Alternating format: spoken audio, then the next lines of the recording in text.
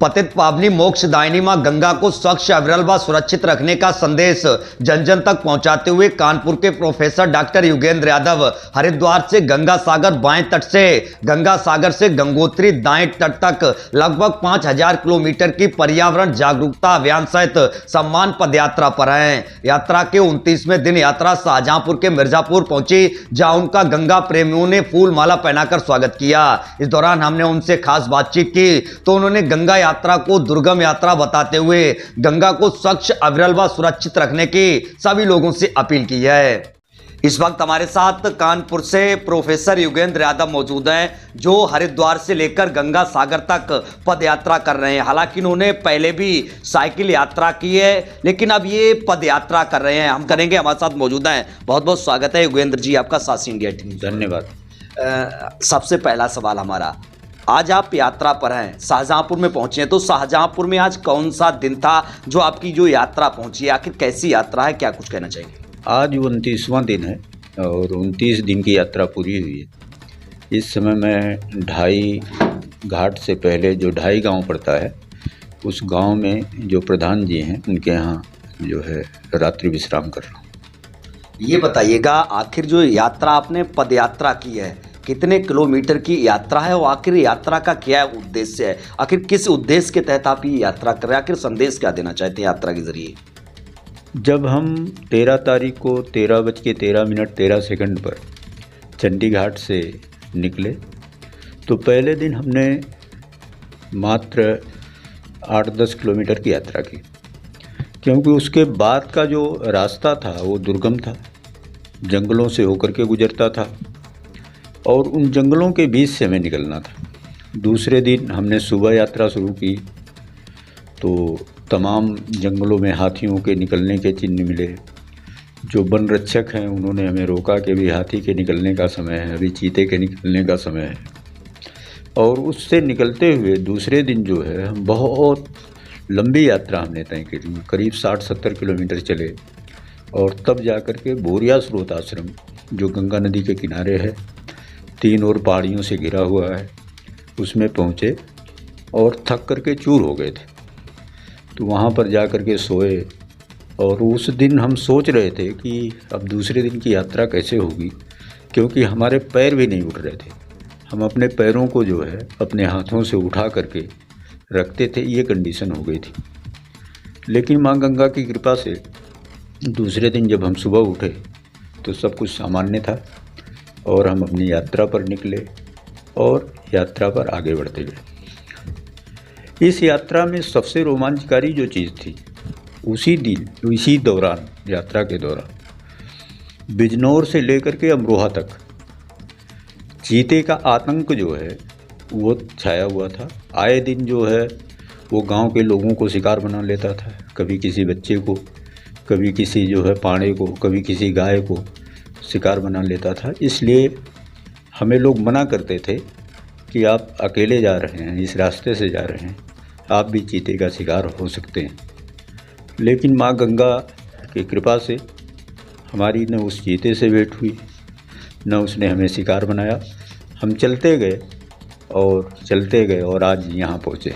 क्या मानते हैं, इस दौरान आपको जंगल में भय नहीं लगा? क्या आपके दिल में ऐसा आ रहा था कि जब आप जंगल को क्रॉस कर रहे थे तो ऐसा कुछ भय नहीं लगा कि यहाँ चीता आ जाएगा और भी जंगली जानवर आ जाएंगे? देखिए, भय तो लगता है, जो पहले हमने यात्रा की उस दौरान भी और इस दौरान भी।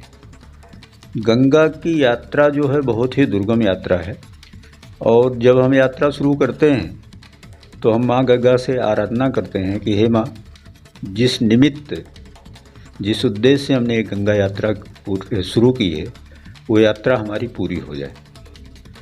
तमाम तरह के जंगली जानवर मिलते हैं, गंगा के किनारे ही तमाम तरह के बदमाश लोग भी मिलते हैं, तमाम तरह के दुष्ट प्रकृति के लोग भी मिलते हैं, लेकिन उनके बीच से हमें निकलना होता है। जंगली जानवरों से भी खतरा रहता है, लोगों से भी खतरा रहता है, लेकिन लोग अच्छे भी होते हैं। जब सुनते हैं कि हम जो है इस उद्देश्य से गंगा की यात्रा कर रहे हैं तो हमें नुकसान पहुंचाने के बजाय जो है वो कहीं ना कहीं हमारी मदद ही करते हैं। सरकार लगातार गंगा के जल को स्वच्छ करने की बात कर रही है, तो क्या कुछ कहना चाहेंगे? आप भी इस पद यात्रा पर हैं, ये जो है गंगा के लिए ये संदेश दे रहे हैं कि जल स्वच्छ हो, तो क्या कहना चाहेंगे कुछ आप? देखिए, गंगा को स्वच्छ करने की अवधारणा जो है गलत है। ये पैसा खाने का एक तरीका है। गंगा एक ऐसी नदी है जो अपना जो है अपनी सफाई खुद करती है। आप एक बूंद गंगा में गंदगी डाल दीजिए, थोड़ी देर के बाद वो जो है समुद्र के अंदर गिर जाएगी। बहती है तो गंगा की सफाई हमें करने के बजाय गंगा में जो जल की मात्रा है उसे बढ़ाना चाहिए। और सफाई में जो केंद्र सरकार और राज्य सरकारें पैसा खर्च कर रही हैं उसको, चूँकि बिजली भी बहुत ही ज़रूरी है, उसके बगैर भी मनुष्य का काम नहीं चल सकता है, उसे भी बनाना सरकार का दायित्व है, कर्तव्य है। इसलिए बिजली भी बनाए, लेकिन जो बारिश का पानी होता है, जब तमाम भीषण बाढ़ आती है उसी समय डैम भी भर जाते हैं और उसका भी पानी लोग छोड़ देते हैं, तो उससे क्या होता है, बहुत तबाह क्षेत्र हो जाता है।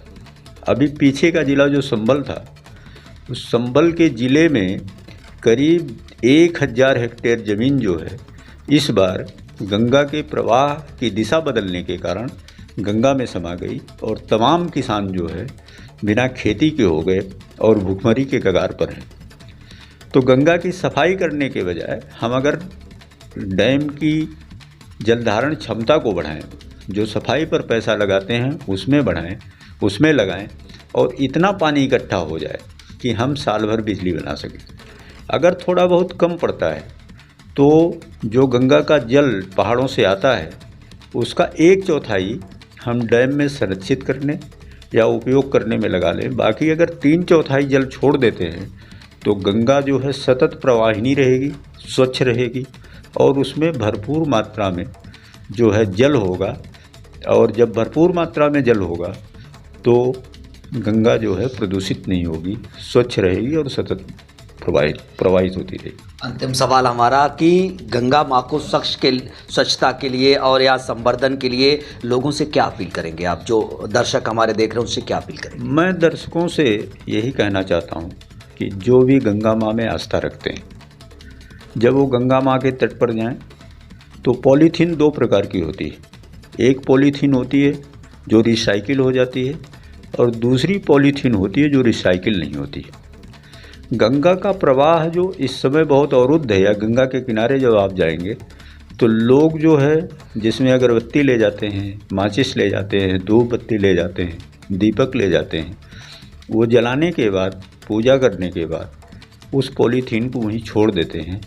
और वो पॉलीथीन, चूँकि भक्त बहुत होते हैं, लाखों में होते हैं, हज़ारों में होते हैं, तो वो हज़ारों लाखों पॉलीथीन इकट्ठी हो जाती हैं और वो हवा के साथ उड़ करके गंगा नदी में चली जाती हैं और आगे जा करके कहीं न कहीं वो गंगा के प्रवाह को अवरुद्ध करती हैं, जिसकी वजह से सिर्फ जल पर ही प्रभाव नहीं पड़ता।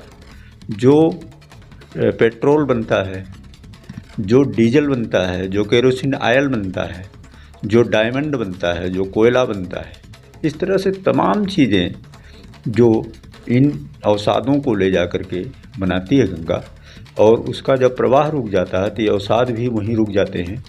और इसकी वजह से ये भी प्रक्रिया, जो प्राकृतिक प्रक्रिया है, चाहे वो डीजल बनाने की हो, चाहे वो कोयला बनाने की हो, चाहे वो पेट्रोल बनाने की हो, वो भी प्रभावित होती है। ऐसे समय में जब हमें अधिक डीजल की ज़रूरत है, अधिक पेट्रोल की ज़रूरत है, अधिक डायमंड और अधिक कोयले की ज़रूरत है, तो हमें गंगा के प्रवाह को जो है 3/4 जल छोड़ करके, जिससे प्रचुर मात्रा में हो, और पॉलीथीन का अगर हम उपयोग करना बंद कर दें तो निश्चित रूप से ये जो संकट आने वाला है, इस संकट से भारत को निजात मिलेगी।